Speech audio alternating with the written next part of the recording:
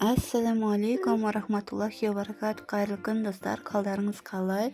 Бүгін түскі асқа осындай өте дәмді, тойымды, өзіміздің жақсы көретін, ет болмаған жағдайда сиырдың өкпесінен бауыры, жүрегі, бүйрегі, шымайы қосылған мясорубкадан өткізіп осылай подлив жасап алатын боламыз. Міндетті түрде жасап көріңіздер. Сары бұрыш, қызыл бұрыш, сәбіз, сарымсақ, пияз, паприка қажет болады. Алдымен сұйық майымызды қыздырып аламыз. Қызғаннан кейін пиязымызды, сәбізімізді бірге салып қуырып алатын боламыз. Егер де сіздерде өкпе бауыр болмаса, кәдімгі сиыр етінен фаршын қолдансаңыздар болады.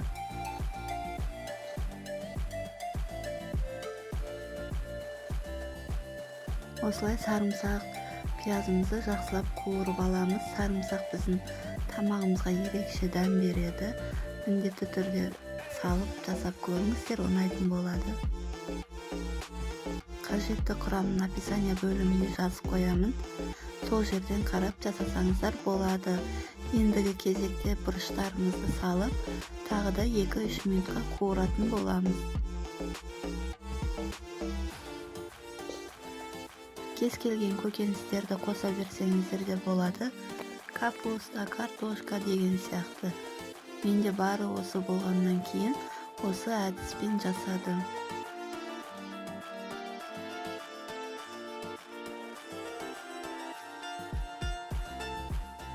Енді қуырылғаннан кейін дәмдеуіштерді саламыз. Паприка салдым, тұз саламын. Тұзды аз ғана салдым, себебі біздің жаңағы өкпе бауырдан жасалған фаршымыз тұздалған. Қара бұрыш себемін. Және де кез келген приправаларыңызды салсаңыздар болады.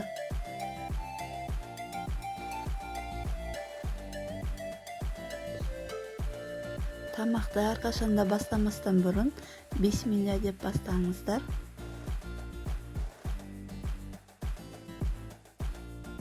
Осылай араластырып қуыратын боламыз. Тамақтарыңыз дәмді болу үшін әрқашанда 3 мәрте Фатиха сүресін оқып, үрлеп қойсаңыздар, тамақтарыңыз ерекше дәмді болып шығады.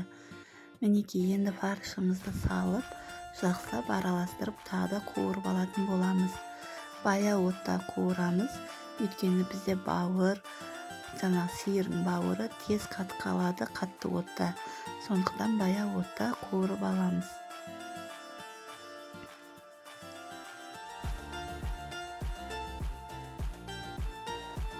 Осылай арасын ашып қуыратын боламыз.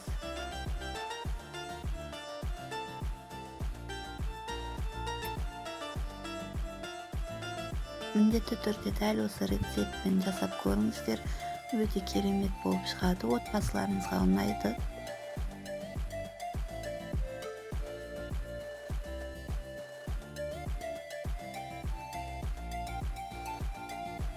Менің каналыма тіркеліп, лайк басып, комментарий қалдырып қойыңыздар. Видеоларым ұнаса, жақындарыңызбен бөлісуді ұмытпаңыздар. Келесі кезекте аз ғана томатымызды салып, тағы да қуыратын боламыз.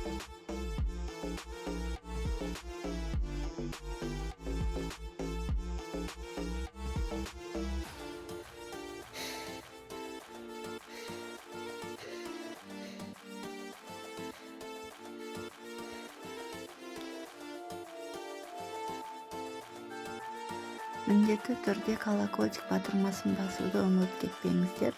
Сонда менің видеоларым сіздерге көрініп тұрады. Ендігі кезекте укроп салдым. Осы жерде кинза, петрушка деген көкшөптер болса қоссаңыздар тіпті керемет болып, иісі жаңағы мұрынды жаратындай болып шығады.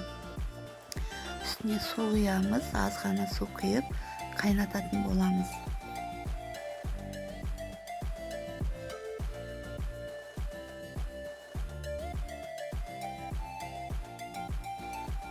Бетін жауып 15-20 минутта қайнатып аламыз.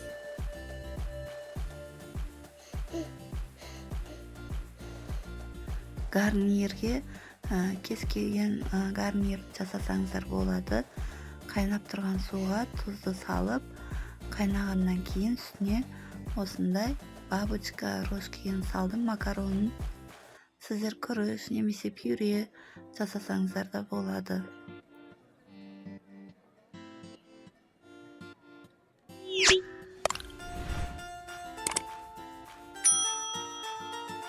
Араластырып, бетін жауып 7-8 минутта қайнатып пісіріп аламыз.